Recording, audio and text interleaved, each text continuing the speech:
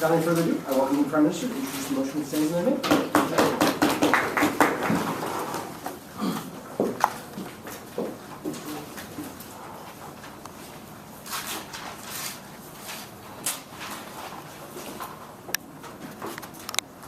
Private market for land ownership deprives people of the access to the fundamental right to housing and basic safety by which the state is obligated to grant. We think that this is caused by a variety of reasons, largely the intrinsic qualities of capitalism and the market failures that capitalism leads to. We think that local control of these issues, or of this land, also leads to great inefficiency, and local groups having too much policy control and keep having a not-in-my-backyard mentality, which prevents the progress of society and the development for people who otherwise would have housing. Our model here is going to be in-depth, but we don't think too complicated.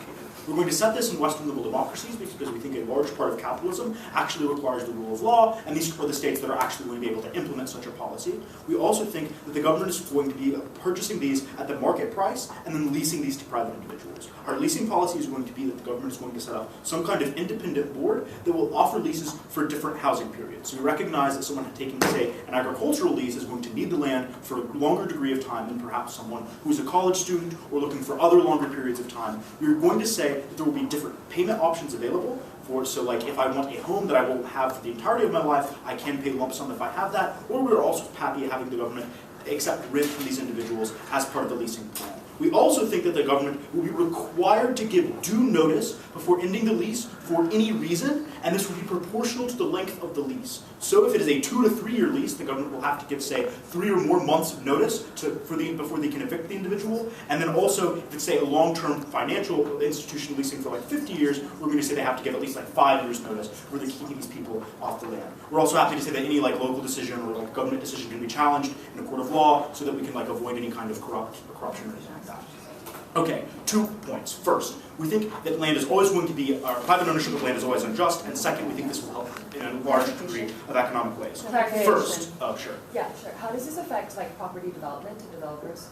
I mean, we can make arguments about that, right? That's not in the model. Property developers will obviously be able to lease these. There's going to be like very different. Like the government will not be building all of the land. This is private ownership of land is always unjust. First, we say that all people have a fundamental right to housing.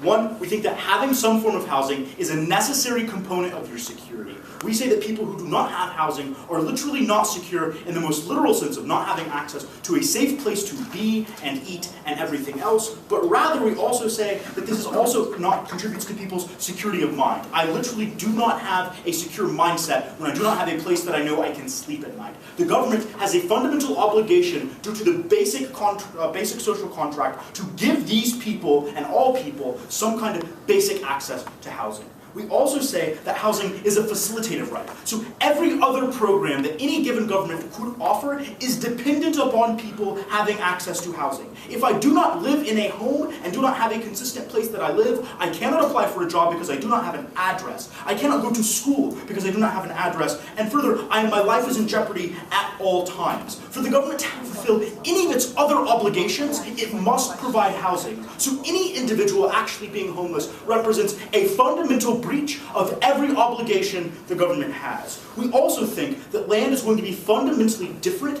than any other kind of private contract, which is why this specifically needs government intervention. First, we say that no individual has an initial claim to the actual creation of land. So that means that everyone has an equal claim to this land, which means that no one actually has an actual right of property or property claim to this land, and therefore the government is the best arbiter to meet this out. But further we say because there is a fixed stock of land, there is a compelling reason for the government to control this. We say if, for example, there were only 10,000 vaccines of a given disease, the best person to control who gets those vaccines would clearly be the government, because they have the most information and the most ability to control these resources. We also think that this is principally going to solve many homeless issues, but we also think that even outside of homelessness, the ownership of land perpetuates inequality on a large scale, meaning that my ability to property, which facilitates my ability to create other wealth, fundamentally means that other people do not have access or lesser access to land, which perpetuates inequality throughout time. Second argument,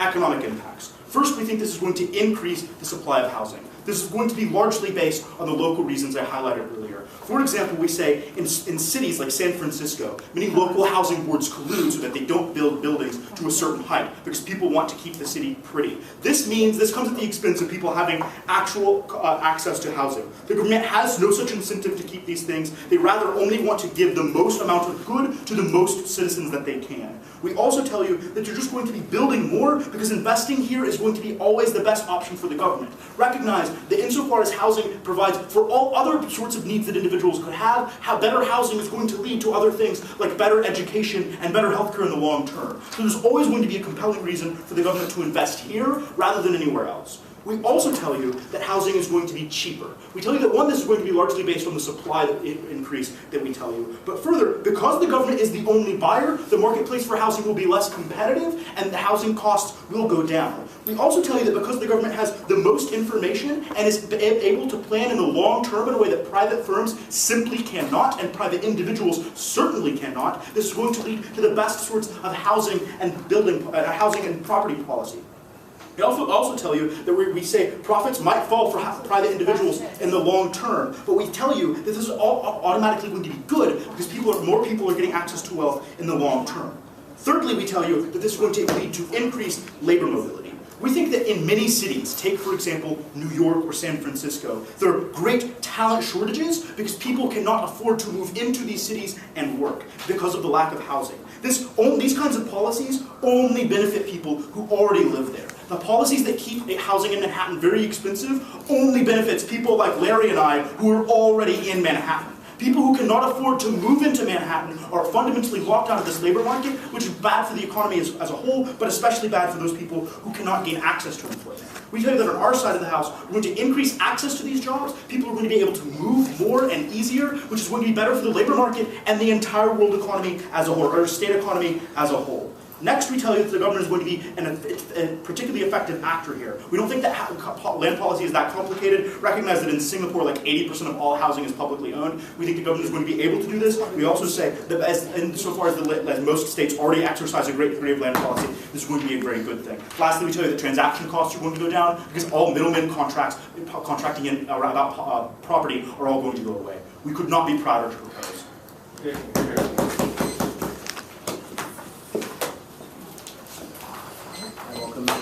The opposition.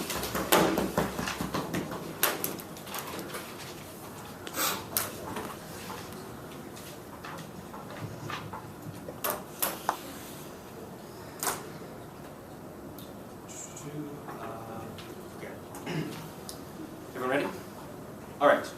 So this debate is not, for example, we should give free housing or allow people by virtue of existing and being alive in the United States to have housing. After all, we are still leasing it to them. We are still making them buy it. However, the debate is about who is the better actor to facilitate such a market. Is it the government or is it a private market that can more efficiently do so? We think that pretty clearly it's going to be that side of the house. What does OG bring you? They say that, well, first of all, their model is a little strange because they say you're going to purchase it at market price. But given that after you buy it, right, initially, then the government holds all the land, I don't understand how you make determinations about market prices given that there is no private market about it because you now own the holdings. So then they tell you about how you have a fundamental right to housing. But there's still, as I told you in the overview, it still costs people money. It still costs, for example, it doesn't mean that suddenly homelessness is gone. They told you about how no one has a claim to this land. So, a few responses. So, one, we remind you that it is government that is a consequence of people and owning their individual rights and the right to property, not the other way around. It is not the government, for example, who actually gives you your right. Instead, it's the government who protects that right, and that is actually intrinsic to you and intrinsic to your property. I'll talk about that more in my constructive. But moreover, even if there are arbitrary reasons for people to have a claim, like for example, I was born on such land, we don't think that it's necessarily that the consequences of that are arbitrary. Insofar as I grow up, I earn money, I get to go purchase property that I deem is mine, or I deem I want to have. And then they tell you about practical impacts. They tell you about how this is actually going to make this they tell you about how this is going to increase investment, but I think actually, they talk a lot here about impacts, but not so much about warrants. And they tell you about how this is going to increase investment, but we think it's pretty clear that when an individual doesn't have a long-term actual connection to housing because it's on a limited term contract that can end in the next 4 years or however long it is, then why would I have an incentive to make sure that the property is much better, to invest in it, to make sure that it actually increases in market price, or I just make it my own, I just make it how I want it to be. With that, let's get into our main perspective. We're going to have two main points. The first is going to be, we're talking about why there's an affirmative right that the government has an obligation to provide to own property. Furthermore, we're going to tell you how this is practically bad. So first of all, on the right to own property, I already alluded to this, but governments, and especially capitalist ones like Western liberal democracies, as a consequence of revolutions like the American Revolution, which were primarily concerned with private property, it'll take you some time on now, we recognize that the revolution, and the reason why this government is set up in the very first place, is for the sake of the protection of private property. So given that people want to do this, given that this is the reason why people, for example, choose to consent to a government in the very first place, we ought to actually respect that right, or respect that desire. Now, we recognize that we qualify the right to property in a number of instances. For example, there are property taxes, and, well, we have taxes in general, which are actually just taking your property. We have an eminent domain. But I think we can pretty clearly clarify and distinguish between these different concepts. Because, although those are, as a general rule, necessary for the state to exist, right? I need taxes to be able to perform government functions and facilitate it. But moreover, I also need, like, eminent domain in order to, like, I don't know, build a highway and make sure that people can live or whatever. But this is different from fundamentally just owning property, especially given that property is so fundamental to an individual's identity and ability to actually self-actualize, to become who they want to be, to make sure that they can be who they are, which also Gov talks a lot about on their, in their constructive points. Moreover, we also remind you that it gives people stability in this sense, because they aren't worried that even though, for example, there might be a democratic check, even though there might be legal obstacles to do it, we recognize that the government still does screw people on a regular basis and don't have very good legal actions to actually have recourse. Why is this? Why? Because in places like the United States, that isn't all WLDs, like you don't have an affirmative right to have like a lawyer who can sue the government. You just have a lawyer when you're being sued by the government rather than the other way around. So it's very hard for people. This is why it's so hard in the United States for people to justify eminent domain claims, because they have to go, they have to find a lawyer, and when you're poor, which is why the reason why the government came in and took your land, you don't have a very good way to actually push back against the government in the very first place. Okay, then, actually no, I'll take closing, what's up? At the point where you say eminent domain is acceptable because the government is doing a vital development project, why does the principle not apply here when the government can now advocate for better development in multiple communities? Oh yeah, so I think there's a clear difference, which I already said, which is that we can distinguish between some things that are probably pretty necessary for government functions. Like for example, making sure that taxes can exist so there can be like a government and a Congress. But we can distinguish this from just being able to have private property in general and be able to own some degree of that. On their side of the house, not just taking away a fraction of private property, or in some instances, which is what eminent domain and taxation are, they're doing it all the time. So there is no right to own property at all, because the government is owning all the property. They are holding it in their trusts. It is no longer yours. So we think that, as a consequence, because of how deeply connected people are to their property, in addition, because this is the reason why people consent to the government in the very first place. It's the only reason why people choose to live in these states, or choose to actually consent to be part of the government, choose to vote, for example, or engage with democracies because they believe that they respect their rights, which are intrinsic to them, not to the government. It is the people that make up the rights, and the government which protects those, not the other way around. It is not government who says, you get the right to property only because we deem it so, because we give you the privilege of doing so. With that, what's our second main point? We're going to tell you how this is practically bad. So in countries like Zimbabwe, countries like Venezuela, particularly recently, we've seen how the government cannot command market forces with an authoritarian, or rather not authoritarian, but like the force of law behind them, or at least not on the large scale. They may be able to implement small regulations, which is what we advocate for, a private market that is regulated, which is the status quo. However, they aren't able to actually get things done very well. Why is this? We think the private market with banks make better decisions on the whole. Why is this? So, one, they have a profit motive, unlike the government. The government, when it is unable to actually distinguish between things, is unable to distinguish between things and make sure that they are doing things, or have an incentive to do this because they are making money, but instead is unrelated to them, then they have less of an incentive to actually be good at their job or do things in efficient manners. Moreover, we'd also tell you, because they are profit motivated, they're also risk averse, right? So this means that they're going to be giving out loans, giving out leases to people who can afford the property taxes on that, who can afford actually to live in that home and to pay off it when it's being leased, and who can afford it, rather than, for example, being screwed in the system. Moreover, we'd also tell you, and remind you that it's going to be really, government as a general rule, and especially in these kind of instances, are incredibly inefficient. How in this system, for example, will you be able to efficiently determine market prices such that people can actually access these homes and can actually access property? Moreover, we think the incentives of government as a general rule are bad, so, or have negative effects. So if there's a democratic check and a majoritarian check on the system, for example, they can influence how this works, we think that government in a lot of cases is going to have an incentive to give up property in cases where people actually can't afford this, where people can't actually live with this, because they aren't able to, for example, pay back leases, pay back loans that they used to buy this, or pay back property taxes. So we think that the government actually can't make very good decisions, but moreover, they actually have poor implementation strategies and poor incentives on the whole. So we also want to remind you something we alluded to before, which we don't think that people will actually invest in their property as a consequence of this, which means that we actually get a lot less of that. We're so proud to oppose.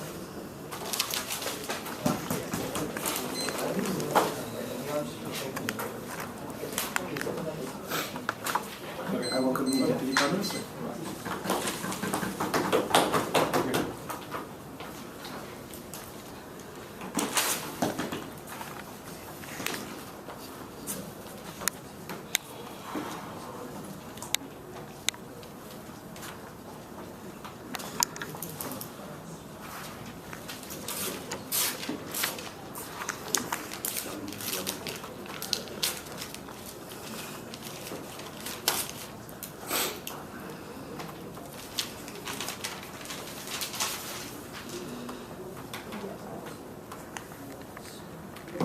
Honorable panel, in my speech today, I'm going to bring to you one more point of substantive in terms of how this reduces discrimination and impact of minorities, and how this can actually increase the social interaction that we think is extremely important for a viable democracy.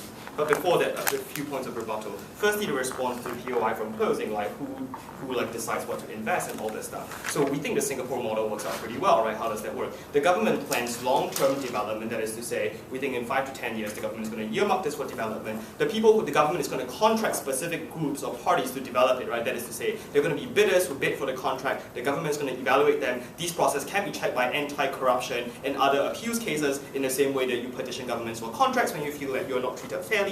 Thirdly, we think the government is going to do this in consultation with businesses, right? It is not the case that the government bureaucrat sits at home and think like, I think it would be really nice if I build a 100-story building there when that's not feasible, right? That is to say, we think the government who is constantly being informed by the business needs as well as by the public needs, right? What is the comparative with the status quo, though? We think the comparative with the status quo is that individual businesses make their own development needs that does not take any of the public interest into account, and we think that's extremely problematic. The opening opposition merely asserts that the government is not going to be efficient at doing this, like, because the only argument we hear is that the government has no profit incentive to create investment. So firstly, we tell you that governments are generally motivated by the welfare of the people, right? That is to say, if the government really screws up housing development, and given that housing is such an important issue to so many businesses and so many individuals, we think that provides a strong democratic check on the government's ability to do it well, right? But here's the thing they miss in the status quo, though, as if the private incentive has some ability to facilitate investment. That is not the case, right? Because many landlords have so much power over their tenants that they chronically underinvest in housing maintenance and repair in major cities where there are shortages like New York and San Francisco. Many of the cheapest housings in New York are actively dangerous, right? That is why you still see fires that can kill people in 21st century New York. We don't think that's acceptable. We think the public can provide a better check to it, right? They need something a bit better than the government has no profit incentive here.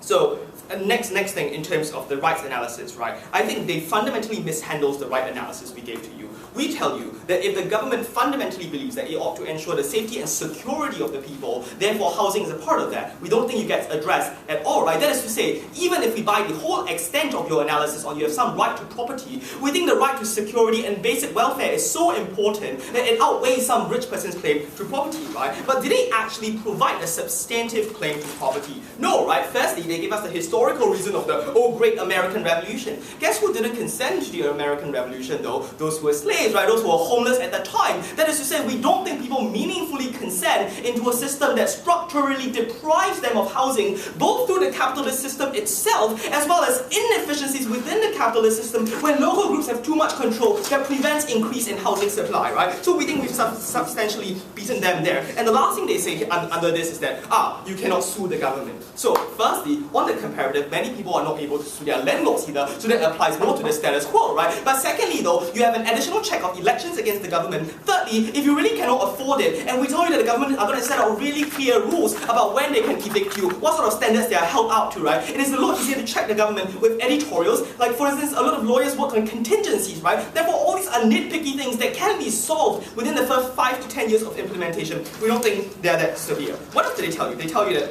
in Venezuela, like, this is not going to work. We agree, right? What did we tell you about capitalism? When Alan Greenspan was asked what is the most important part of capitalism, he actually said rule of law. We told you that is to say, if the government is already locking up dissidents and torturing them in jail, like, we think this policy is besides the point. That's not where this debate takes place, right?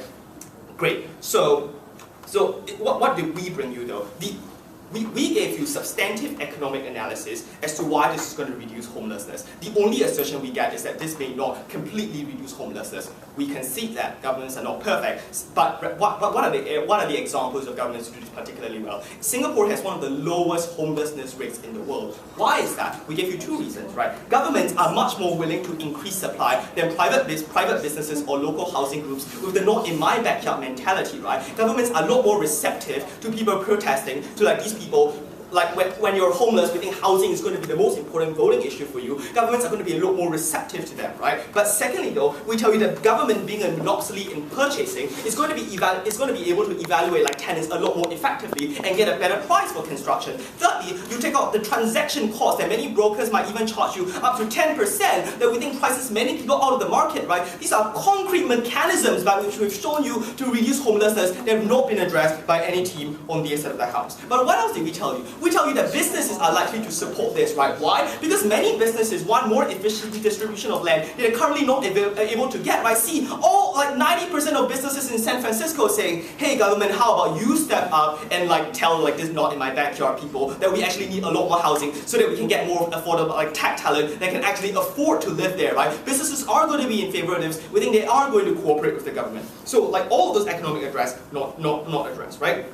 But lastly though, in terms of our positive material, as to how this reduces discrimination in the housing market. So recognize that, before I go on, sure. Sure. So given that Western liberal democracies are already okay with things like public housing programs and estate tax to reduce income inequality and housing inequality, why does your model show like compelling interest to actually override property rights and to override the commercial interest in development of private individuals? Sure, because we already gave you analysis as to somebody's claim to housing and basic security outweighs any secondary economic rights that rich people all claim for themselves, right? So if your second argument is about like, I don't know, like property developers, we already gave you analysis as to why the government can still invest in it. So back to racism, right? So recognize that a lot of landlords, like because they have so many people begging for their land in such tight supply areas, can choose whoever the hell they want, right? And guess what is the biggest determinant of many of these cases? Whether they themselves like the person that they are renting to, right? In many of these cases, the landlords are they themselves rich and therefore are often racist in their selection of people who they rent to, right? But why do we think the government is going to be superior in a few ways? Firstly, we think the government has to actively set standards that are enforced and that you can challenge, right? People often find it difficult to challenge a racist landlord. It's very difficult to win a suit saying the landlord didn't give it to you because you were black. Extremely hard to prove in law. But secondly, though, we think the government is held up to a higher standard of scrutiny than most private people, right? That is to say, there are higher levels of non-discrimination laws applied to government. The government cannot not employ you if you are gay, whereas some people cannot employ you if you are gay in various states. We think that's bad. But lastly though, we think this increases social interaction, right? Recognize that we think a lot of the segregation in this country causes a lot of polarization in politics. When you only speak to people you know, we think that's bad, right? On our side, the government can allow poor people to settle in richer areas, have access to better resources, and increase social contact. At the end of the day, here's what you have to weigh. Some nebulous property claims on their side of the house against actual rights for us, better businesses, and better social interaction. We propose.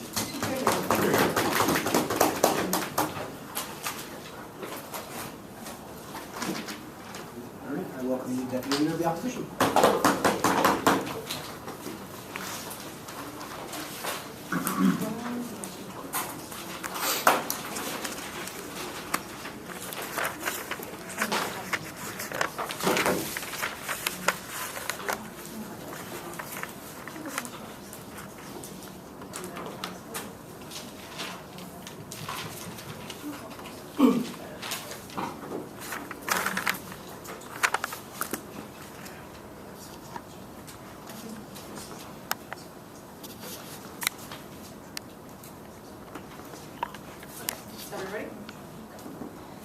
messy around, let me try to clarify. So I'm going to do two things in my speech. First of all, I'm going to look at the purpose of the government and look at these nebulous claims that we both made from both of our sides and see what the responsibility of the actual government is and what kind of impacts that we can derive from those responsibilities and how they, see out within the status quo. Second one, I want to look at the mentality of the public and how the public will react to the system, which is what we think that the government side hasn't done with in today's debate, and how these policies will implement themselves when it comes to an individual micro level. So let's start with the purpose of the government. So they throw us these things, or throw us these key words by saying that, the reason that we do this is that the government needs to provide these people with basic social welfare. All right, then start with all the things that are so wrong with our government right now, instead of just thrusting another responsibility to the government by taking away everyone's houses in the first place, right? Because the only thing that they gave us is that the reason that they're doing this right now is that most information about the people, the government is the only one who has the most information about those people, and that therefore they should make these decisions. Okay, we're willing to bite the bullet that the government may care for these people more than banks, but necessarily it's the fact that the caring ability of the government is not necessarily what helps these people make those good decisions and helps the economy as a whole, right? Because ultimately, the welfare of the people comes from having a profit incentive, right, and having that economy flow as well. We don't want these companies or these governments to just redistribute all these properties, because we see a very clear contradiction between what the government side is wanting for in today's debate. So on the one hand, they're going to be in consultation with businesses, using independent boards, and having checks and balance systems to ensure that people who can't afford these things won't be able to get this house, which looks suspiciously similar to what we actually have right now, just changing the label of the banks to government. Or we're going to redistribute all these houses so every poor person can have access to these houses, right? Which is borderline, extreme socialism, bordering on communism, right? What are you arguing for? Are you arguing for redistribution so there are no homeless people right now? Or are you arguing for something that is just to change the banks and label it as the government doing the job, right? So necessarily, there is no impact that comes from the government side today. So let's look at the impact of what we've given you in today's debate. So first of all, they said, oh, there's going to be an increase of supply in housing. Of course there's going to be an increase in supply of housing when you're taking that from everyone in the market, right? When the government is the only one who has these funds in the first place, right? But ultimately, because like the government side said, they want to make it look pretty. They want the neighborhood to get better education. Is specifically why you're not going to give this to the homeless people, to the people who don't have access to the housing anyways. They've never given you any sort of reason as to why these homeless people in the status quo will be any better off when the government decides to do that, right? Especially when they talk about independent boards deciding on who gets the house in the first place. When they've given you an example about how they're going to put the college students and prioritize them over agricultural manufacturers, right? They're going to do the same thing when it comes to these homeless people as well. There is going to be no efficacy in their point. The houses are only going to go to the people who can afford them later on. So ultimately, we think that this principally doesn't solve many homeless issues, which quote-unquote is what they said. And ultimately, just because you increase the supply of houses doesn't mean you're going to be able to distribute it into the way you want. So I'm going to move on to a second argument about the mentality of the public, right? So ultimately, we think that the flimsy argument that this happens in Singapore, and therefore we could do this in the United States, is clearly false, right? Because look at the mentality of the Singaporean public as well. It's illegal in Singapore to even spit on the ground and throw away cigarettes, right? Look at the state of New York and see if that kind of mentality can work here. Especially when you have so many kind of, I'll take you in a moment, when currently people are so afraid of the network of immigrants all coming in to steal your jobs, and afraid of the government trying to crack down on your phone calls just to get your dick pics. People who are so afraid of getting their fundamental rights abused, think about how they would feel against the rhetoric that the government is now taking all their property and taking all their houses. Yes, closing. The only contradiction here is that your first speaker's principal case was that the government needs to protect your rights, but he said practically the capitalist market is good because it only lends houses to people who can pay for it. Does protecting people not acknowledge that they might not be able to pay for it and then protect them? Right. So under that, well, a lot of things under that stuff. I think Xavier did a pretty good job by saying that the idea of the government is that you have private property and the government exists to help you protect that private property. It's not that government is this arbiter that gives you, here you go, you have one chicken, you have one cow, and the other person has one house and one garden to live in. That's not how it works. And ultimately, in a capitalist society, if you work hard for that house and if you work to get that property in the first place, we think it's clearly allowed. We've given you an example of how in other countries, if we're going to play that gutter game where we give you examples of how this didn't work in other countries and how it had, we told you about Venezuela, which they kind of laughed off, but we need more arguments than you just laughing off the argument about Venezuela, right? We ultimately think that the mentality of the public is not ready and efficient enough to be able to accept this policy, and there's going to be massive outbreaks, massive outcries about people talking about the government taking away even their homes, right? How much insecurity would this lead to in this society? Not rationally, but intuitively, if this happens in the state, right? If the government is telling you, as like a general public that don't know the intricacies of how the government will enact this policy, there's going to be massive outrage, right? Ultimately, we don't want this to happen. So they said that they will actively set standards against racism, and that's how it's also different from, banks, right? Okay. Tell me this after the government set standards for racism and police brutality happening right now, while the government is so good at preventing racism from happening, right? Because ultimately, the government is not this social entity that exists as the government. It's not the Ubermensch that looks over and cares for the people, right? Ultimately, there are going to be people working under those governments. Like you said, big corporations who you're going to talk to, right? These corporations, if they have that racial mentality, it's not going to matter if government sets these standards. And I think, probably if the bank isn't giving you a house because you're gay, there's another law to protect against that. We don't necessarily think that the government should stay there to do that. So ultimately we think that, what's happening on the government side is that there is no incentive for these people to be in consultation with businesses, especially when there is no private market for these companies to derive that profit from. If they are going to get enough money from the government, then there's too much revenue lost in those companies as well. So we need a very more clear analysis from the government side how this is going to use the active change of not having any homeless people in the streets. Also, we are willing to bite the bullet that we recognize that the government concedes to the fact that we're not going to solve homelessness in general. We accept this. But ultimately, the comparative is that how will this impact public people more, especially when there's going to be massive outbreaks, massive outcries onto principally people, the government taking away your homes. So I will leave you with this. It's either that you have massive redistribution to alleviate the poor from their communities, or you're going to do the same thing right now in the status quo, just change the government label as a whole. So that's why we think that the government side falls.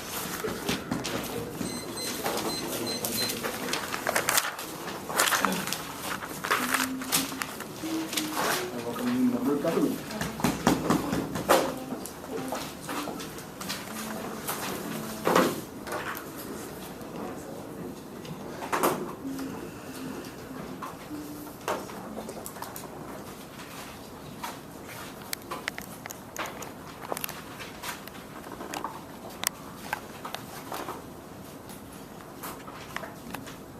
So now, although the last speaker just said she wanted to try to clear up the debate, I think it got a bit murkier. Okay, so now let's try to actually go back to what we brought you from opening side. Right now, what actually is our model? So it's not communism, as they just say, where the government's dealing out this property, right? Because there's a key difference. On our model, what we're saying is that the government is going to buy land at market value from the landed gentry that currently owns it, right? They will then contract out development projects or lease it out to people. They are still letting the other normal corporations be doing the development, but however, we remove that corporate interest for the government, which I'll explain later. Now, what do we see out of OO, right? What OO wanted to do is they said that, okay, first of all, we need to protect the rights of these landowners, but more importantly, we also see that we're always going to have these problems and that people are going to have an outcry. Now, we think this is fundamentally wrong. We're going to give you 5 pieces of refutation, okay?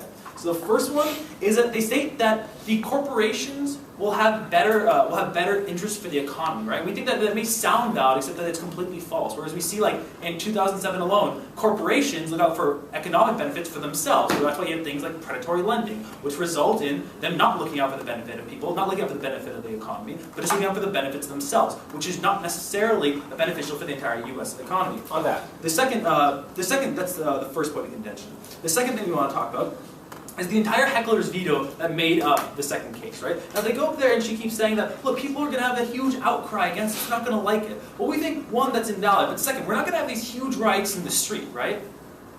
Because we're not taking away land from these millions of people in these urban areas.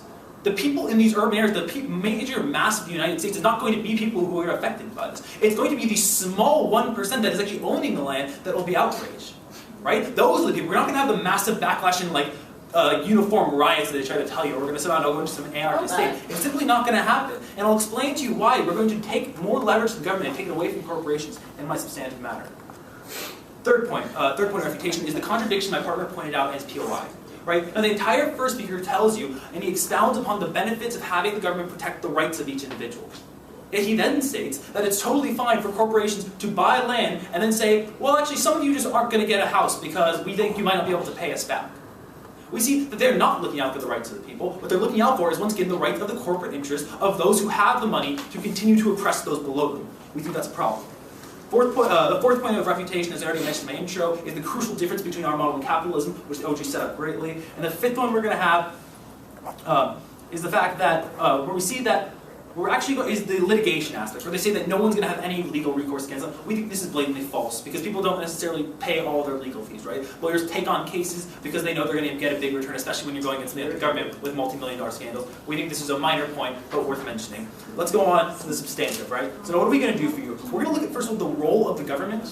And we're going to take on two things. One, we're going to show why, from a welfare perspective, it's going to be beneficial to people. Most of what our OG did, we're just going to extend it a little bit. But more importantly, we're going to look at economic development, right? So not just social welfare projects. So we're going to show why taking corporate interest out of it, by separating it from the government, is going to first decrease governmental corruption, but more importantly, allow it to help people in urban areas by stopping sometimes very harmful gentrification in these areas that push people out of their homes. We believe three things, right? Three principles. The first is that currently government is beholden to corporate interests, okay?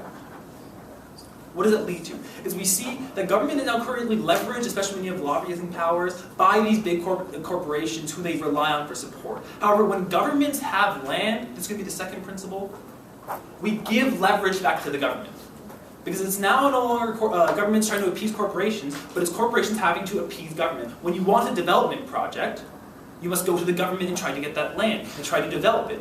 When you want to make a business, you must go to the government and make it. You no longer have corporate interests, but you now have government interest with people trying to work with the government well. What does that lead to? That's our third point, is that we reduce corruption. And absent corruption, the government has one major objective, which you both conceded to, and that is to increase the welfare for the people. Yes? If the government is deciding which businesses get land or which businesses get contract or not, how is this process not inherently corrupt because the government gets to decide based on arbitrary factors, not just like likelihood of return? And additionally, how do you think the government is good at doing this because of all the examples such as Solyndra, where they failed at picking winners and they picked instead losers? Well, we think that, first of all, addressing the first point, that we don't think that right now it's some unarbitrary statistic, right? We think right now it's the most arbitrary thing. Whereas the people who were born into wealthy families, who were born into land-owning families, now continue to have the capital to continue to buy more land and develop it. We think the fact that the government can look at past records, and they can pick out the best development, we think that that is much less arbitrary than the current system. And addressing the fact that the government picks losers, we agree that there have been occasions where government does not pick the proper business, right, to develop land. And we think that that is going to happen. We bite that bullet. What we see is, as the overwhelming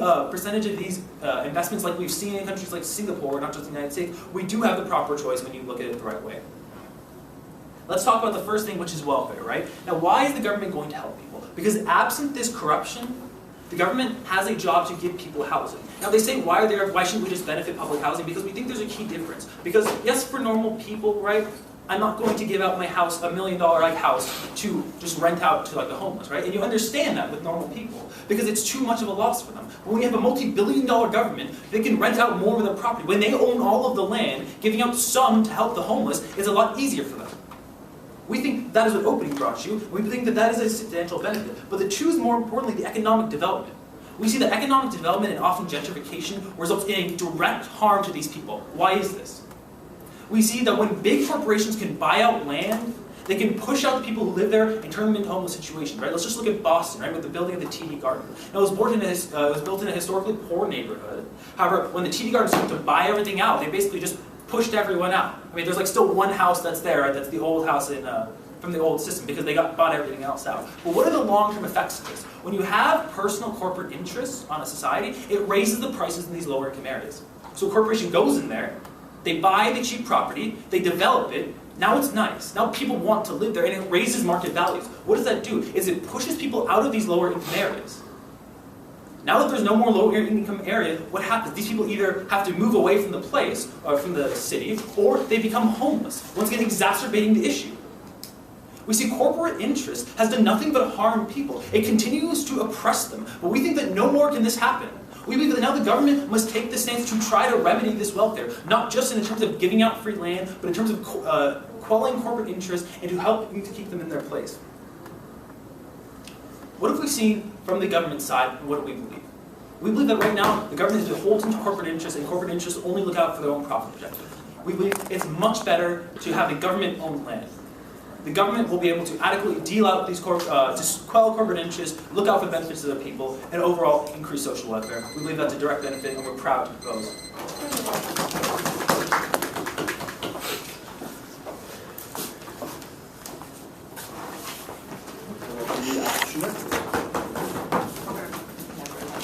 Oh, sorry.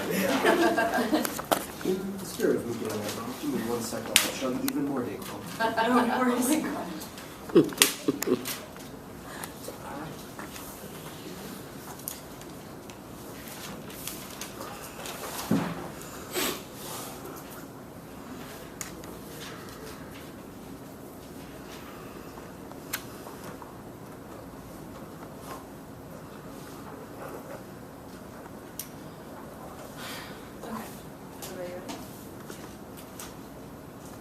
Thank you, Honorable Panel. So we think opening mostly had a debate about rights, this idea of housing versus property. And we think to add to this idea, to add really quickly to this idea of property, which obviously we find more important, we think one of the most important reasons we have property is because property provides individuals the ability to check against government overreach, right? So when the government controls all the land, individuals have no reason to they have no way of meaningfully opposing the government because they have no way to leverage their kind of stored wealth and their stored assets to mount civil suits and or actually fund some kind of revolution or rebellion. So that's a little one thing we add. But I think really the question this round is, because housing is important, the question this round isn't does a right to housing exist? The question is, who better fulfills this right to housing, and does this policy actually effectively achieve it? I think our extension, we think the rights discussion is very good, but our extension is going to tell you why uniquely this policy will actually just fucking destroy the economy in these Western liberal democracies and capitalist societies, right? So that's the extension we're going to bring you. Before that, I get to 2 points of rebuttal. So the first is this idea of the Singapore model, right? And I think this is mischaracterized completely all throughout the government. So to be very clear, the end of the Singapore model is promoting the ownership of private property, right?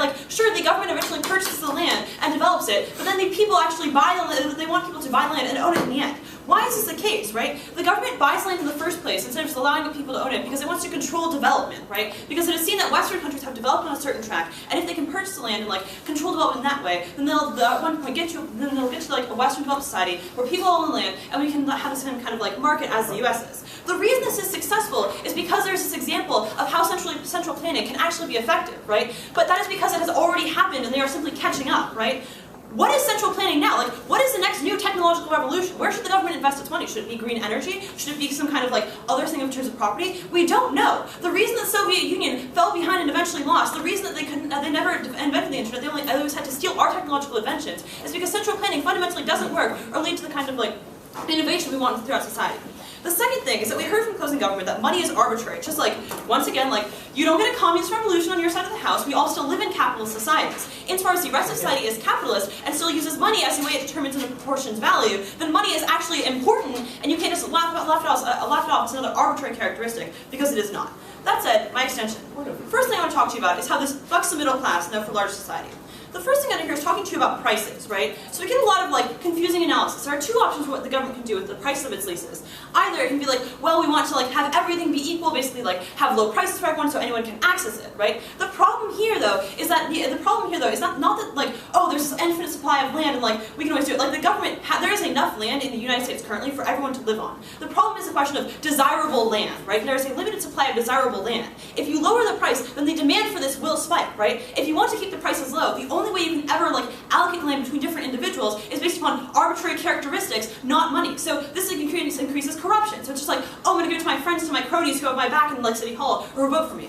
Or it can allow for pernicious tendencies such as racism, transphobia, or homophobia. As much as they want to say, well, that's a good way for the government to promote fighting racism and fighting inequality. It's just the majority of government policy during the 60s and 70s regarding homeownership and mortgages was specifically to prevent black individuals from accessing these because they couldn't officially segregate. So it's currently, I'm sure there are a lot of governments who will just be trans people can't buy these houses, right? I don't think we should be entrusting the government to make the best decisions in terms of progressive social policy.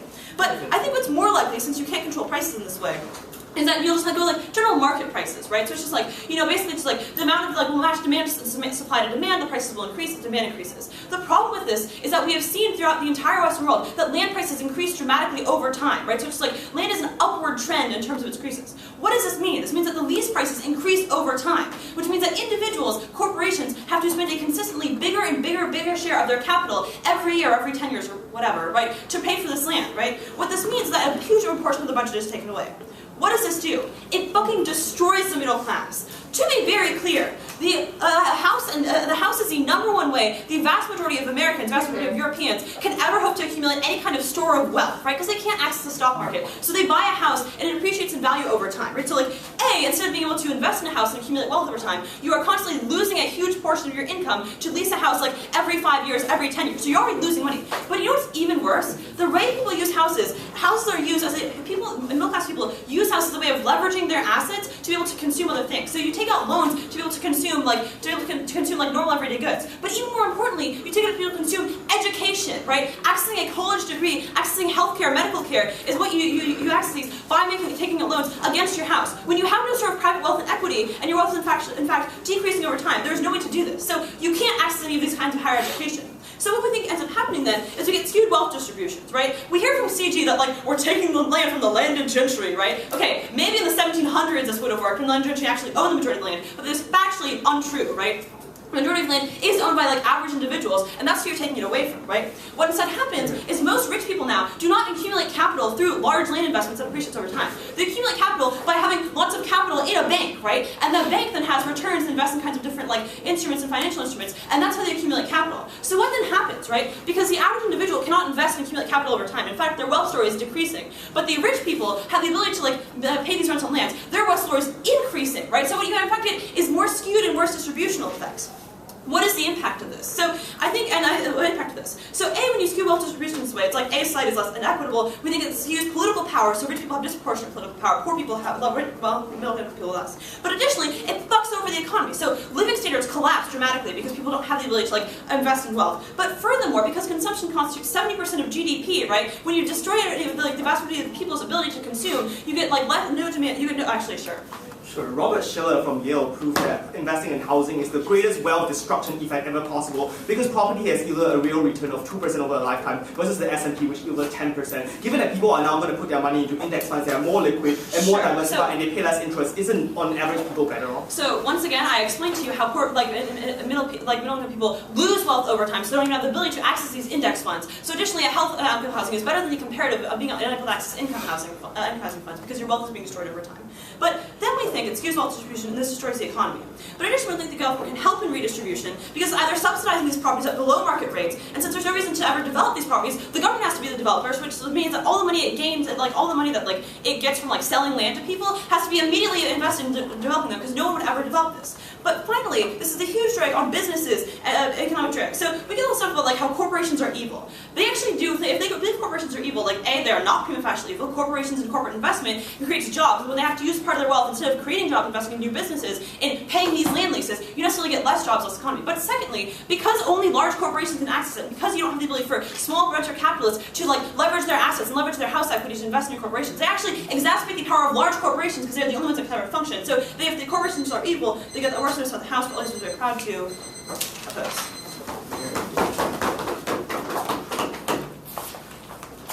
Welcome to Government Whip.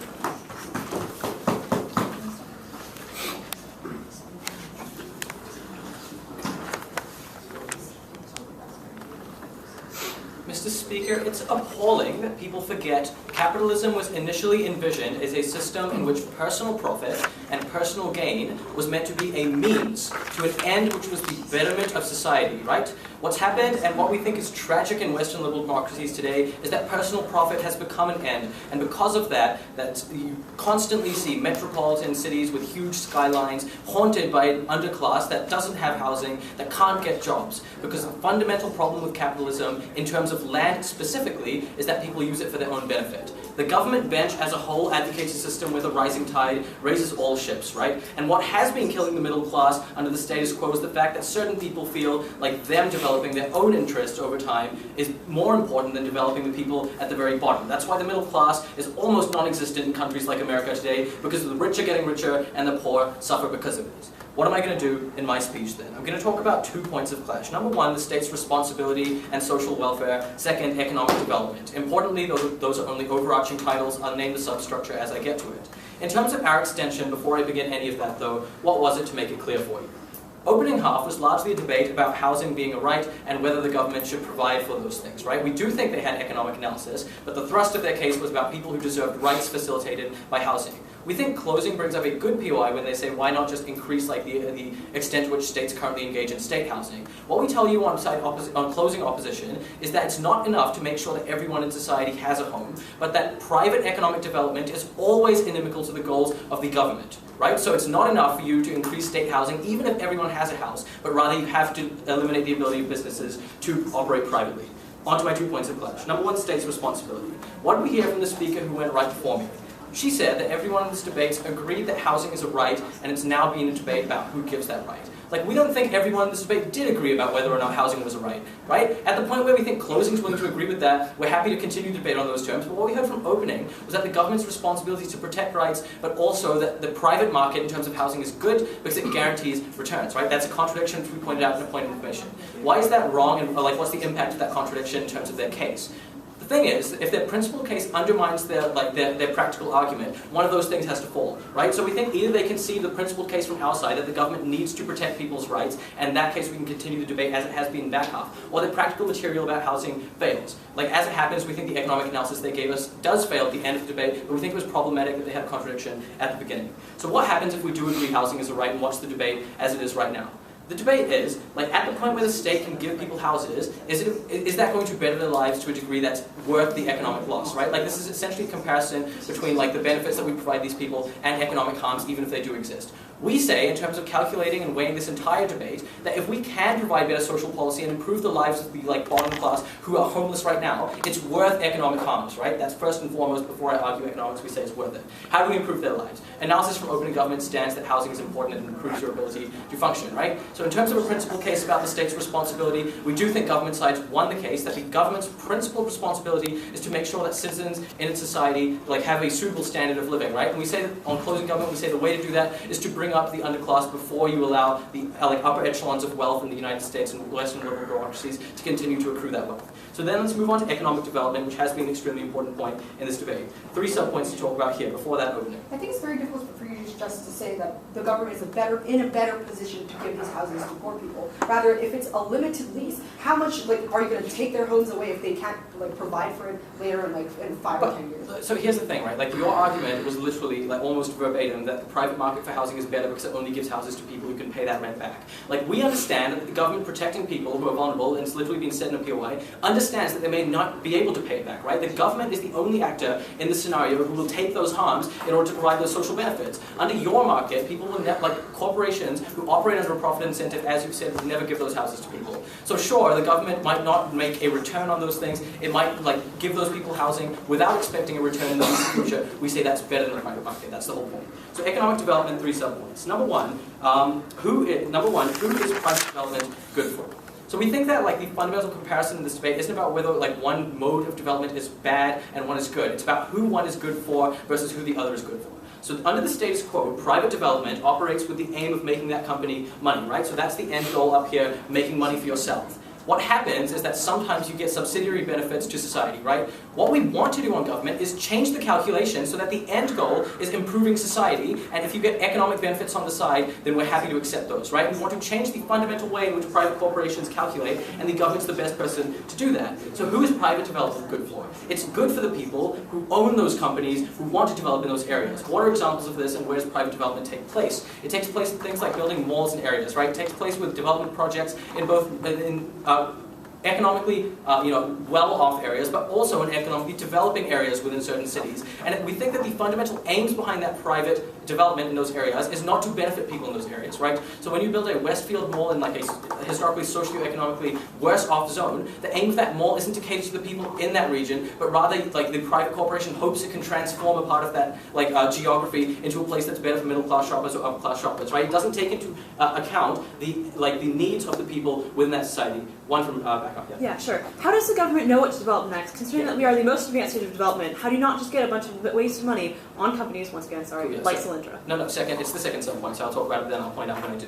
So, well, this is pretty much the end of this one, right? Like, who's private development good for? It's good for the fat cats that are developing it, it's not good for them. I will respond to it. You look very frustrated. Second point, second sub-point under this, though, is why can the government make good decisions? This is the response to the POI. Like, what was the argument we heard from them about why the government can't make good decisions? It necessarily needs to make those decisions based on arbitrary characteristics. We don't think we understood what those arbitrary characteristics were. I'll tell you why they're not arbitrary. And we heard that like the alternative to arbitrary characteristics is calculating things based on like a guaranteed rate of return. Like that in and of itself epitomizes the problem we have with the way development works right now, right? That the calculus you give people development projects on or that they develop on is rate of return. We say that the government can make good decisions because things like how poor people are in areas, how many people or the percentage of people that don't have houses, those aren't arbitrary characteristics. There are definite areas where people need this kind of policy more than in others, and we say that that's why the government can make those decisions. Will those decisions sometimes be worse for like the economy in terms of the country as a whole? Perhaps, but it won't always be terrible for it. Why? Because businesses won't just, they won't basically pick a business based on their name, right? Businesses will have to propose ideas, propose why they think those ideas will be successful, give detailed plans of why they think they can develop resource-rich land that closing government want to talk about. So at the end of this debate, on principle, we think government had a very strong principle that was consistently proven. On practice, we say that we're willing to bite economic harms which aren't going to be as bad as they say if it helps society. We're very, very proud to be government side.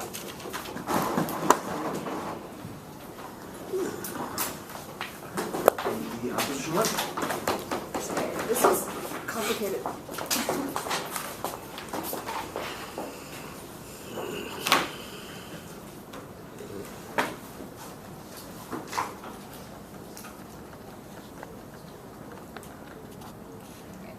Ready? Everyone in this round agrees that people should have a roof over their heads. The question in this round is actually, first of all, who should own that roof, you or the government? And secondly, who actually fulfills that right and gets you that roof over your head? We didn't contradict our opening half when we simply talked about different mechanisms to fulfill this, given that their mechanisms are equally valid, we just think ours are better.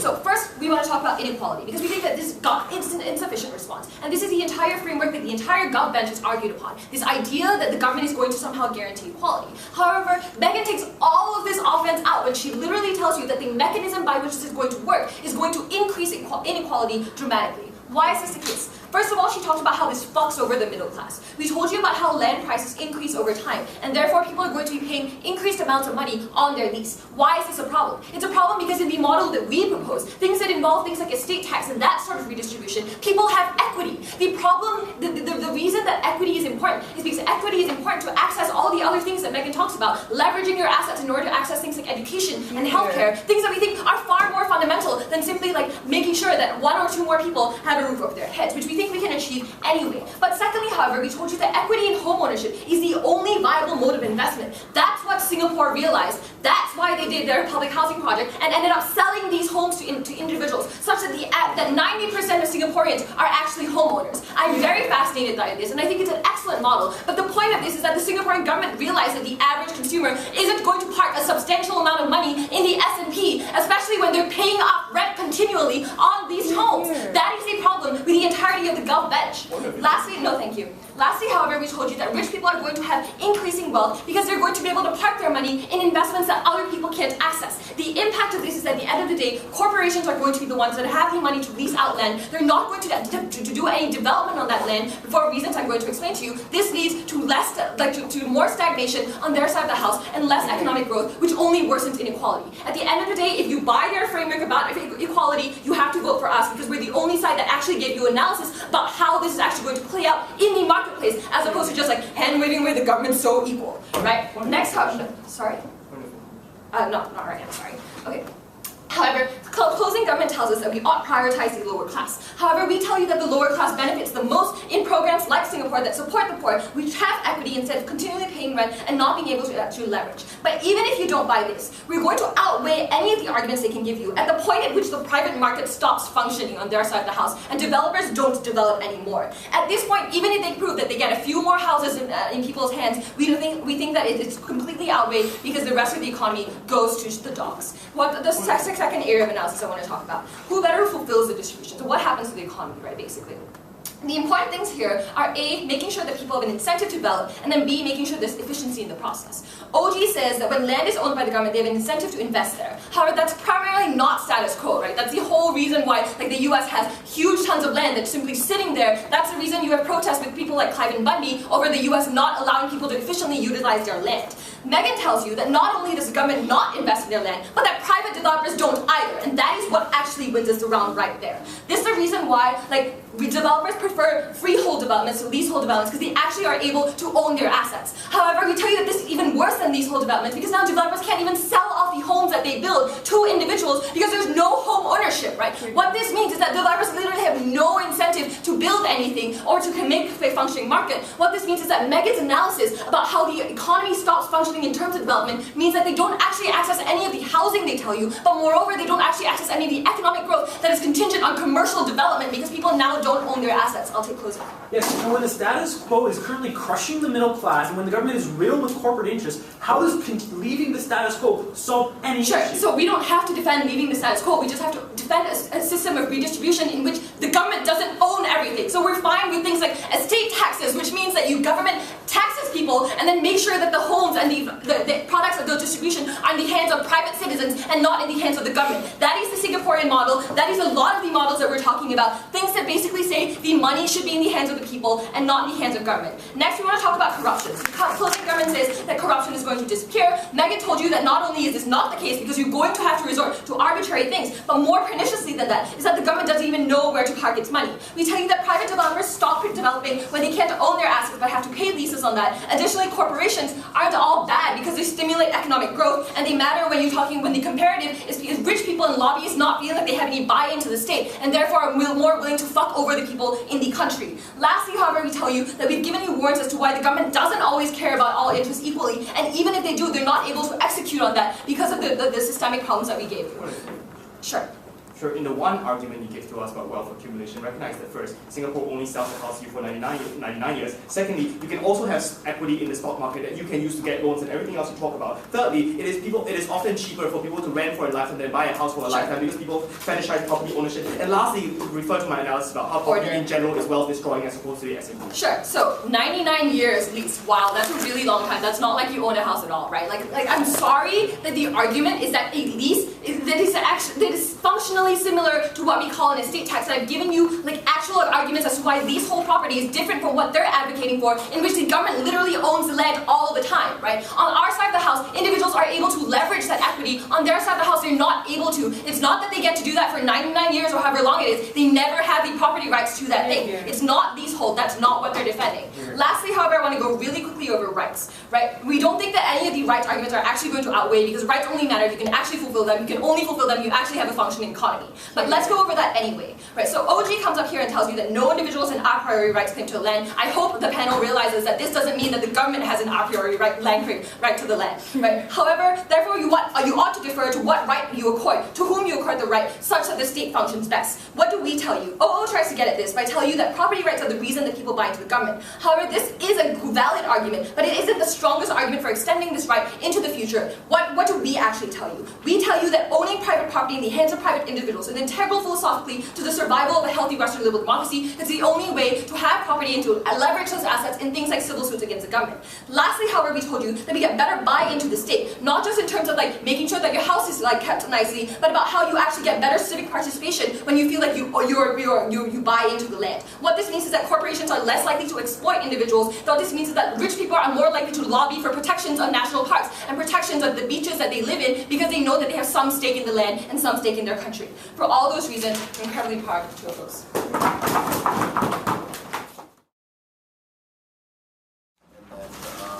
You guys can ask questions and all that stuff, yeah. Okay, so we had a good discussion, ultimately came to a consensus. The first goes to closing up, the second to opening gov, the third to closing gov, the fourth to opening up.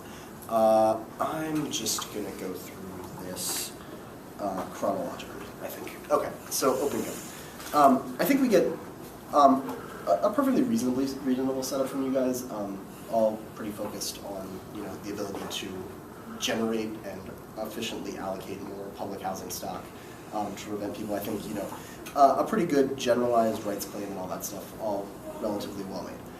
I think ultimately what puts you guys in the second rather than the first is that there is two things. So the first is that I don't think we get a great response, either prebuttative or to the POIs in answer, as to the justification for the extremity of this policy, which is a POI that we get right into the PM, and is an issue that is brought up up on opposition bench a lot, right? So I think that it's a compelling case you make for the need for more public housing stock and for the need to like deal with homelessness or just like people who are being pressured to pay far too much for housing, right? But there's also a compelling argument to be made that the solution to that is for the government to buy a lot more housing and distribute it, not for the government to seize all of the housing entirely, right?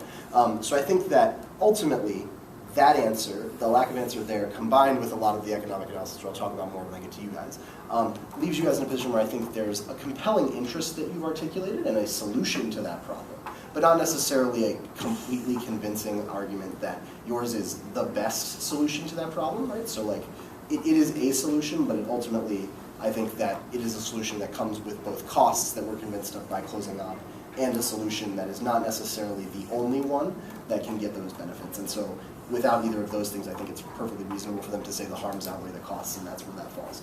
So I'll talk more about the 1, 2 when I get to that, but I will come back to you guys. Okay, so opening up. Ultimately, I think you guys end up in the for two big reasons. So the first is that I think you guys put a lot of time into this kind of general ownership right thing that just doesn't really get impacted or explained all that well on two levels. So the first is I don't think that it gets articulated very well. It kind of gets articulated to like a like gesture at the American Revolution and people wanting property rights without any articulation of why that is the kind of thing that we should anchor our conception of rights in. And I think also quite fairly by opening government gets pointed out that even if we concede that there are property rights, like it's perfectly reasonable to say that those are superseded by other more fundamental rights. I also think that the kind of practical attacks that you guys are trying to launch are just not ultimately very effective, right? I think the stuff about developing countries is all mech'd out by the model and ends up being completely irrelevant. And then this kind of popular distaste for the policy stuff that comes out in the deputy speech ultimately just doesn't really go anywhere because it doesn't have an impact, right? It's just kind of like people being unhappy, which is certainly not an ideal situation, right? But it isn't explained why that is something that should outweigh the various benefits that this policy might generate, right? And so without much to anchor either your rights conception or anything to hang all those harms on, it's hard for you guys to end up higher than the fourth. More comparisons to you guys in just a second. Okay, so closing go. All right. So you guys end up in the third because I think while in a sense your case reaches more broadly than opening governments, I think that execution is not successfully played enough to justify the breadth of this policy, right? So I think that if you guys had pulled off the argument that capitalist development of land always screws people over in particularly pernicious ways, and thus we need to publicly appropriate that land and distribute it in better ways, that's something that I think you guys probably win the round with. I think ultimately the justifications for that in terms of why it always works that way are probably pretty good. Like I think the examples we get for why there are incentives to gentrify or to kick people out of property are all are all like pretty good and well backed. I think that where it falls down is two things. So first of all, I think the impacting of it is a little bit scant and kind of relies on opening house for me, right? Like the impact of that stuff is ultimately a lot of stuff like more homelessness and those sorts of things, right? That also falls prey to the critiques from these guys about just like, if your problem is just that there are more people who are made homeless by this policy, right? Like buy up more land and, just use that land to create more public housing, right? The other side of it is that I don't think that we get a lot of comparative analysis from you guys as to why you're sure that development would work differently under this system, right? Because a lot of the gov benches concede is that, especially for opening gov, is like a pretty thoroughly modeled out system where the government will consult with businesses and do long-term leases where they publicly develop, right? And so I think we get pretty solid arguments over here that either through corruption or just because it's economically more sensible, right, you still might get a lot of gentrifying and people kicked out, even if it's the government that is technically in control of those things, right? So I think without that clear comparative, it's a good, ambitious place for the debate to be, but ultimately not one that gets fully home. And so I think certainly a lot of credit is given to trying to get there, but ultimately the Gov bench is hanging on the question, is the big impact that's left from the Gov bench is whether we're dealing with a fundamental problem of like generating more housing stock, and all of that stuff is OG grid. So that's, it's good enough stuff to put you ahead of opening up, but not good enough to get you in the credit for where most of the good Gov stuff is coming from, and so you're in the third. Okay, so CO. Ultimately, I think you guys just make a lot of really solid practical arguments about the potential problems with this policy. I think that the two big things that put you in the first rather than the second is the stuff that comes out pretty much directly from the first POI you guys give to the PM and gets carried through somewhat more implicitly. I think more explicitly would have been good about the extent to which this policy isn't really a narrowly tailored solution to homelessness. Is, even though it's implicit, I think a perfectly reasonable thing to hold opening government accountable for, that you guys are appropriating all land rather than just buying good land and turning that into public housing stock. But I think the other side of this is all of the analysis about both the lack of ability to have a house as a store of value and to turn that into leverage is all good stuff that seems like a significant cost to your ability. I think this dispute over what Singapore actually looks like is ultimately not super important because I think conceptually it's certainly true that there are many instances in which the ability to have an ability to go into debt and something to leverage that against is good. I think that argument gets well made. I think the other arguments about the extent to which this really makes it difficult for corporations to maintain the same level of value because you don't have the equity in the property to continually accrue that value and you're constantly paying rent on it is all pretty good stuff.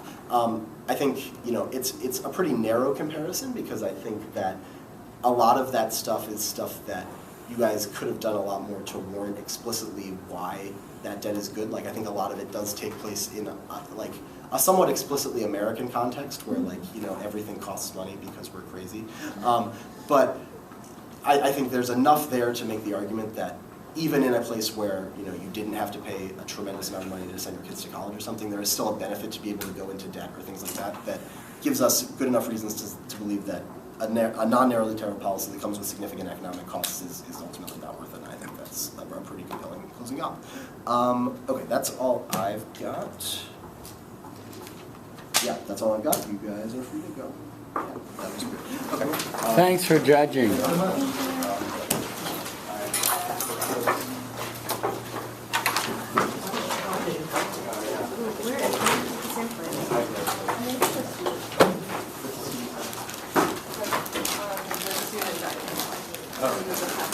Put on you this. Oh, really? No, I have cough drops. I'm not actually sure, but I think that's. Where did that pen go? Oh, thank you. Buzz, can we get feedback? Wait, Yes, we need give to. me 1 second. Yeah. What?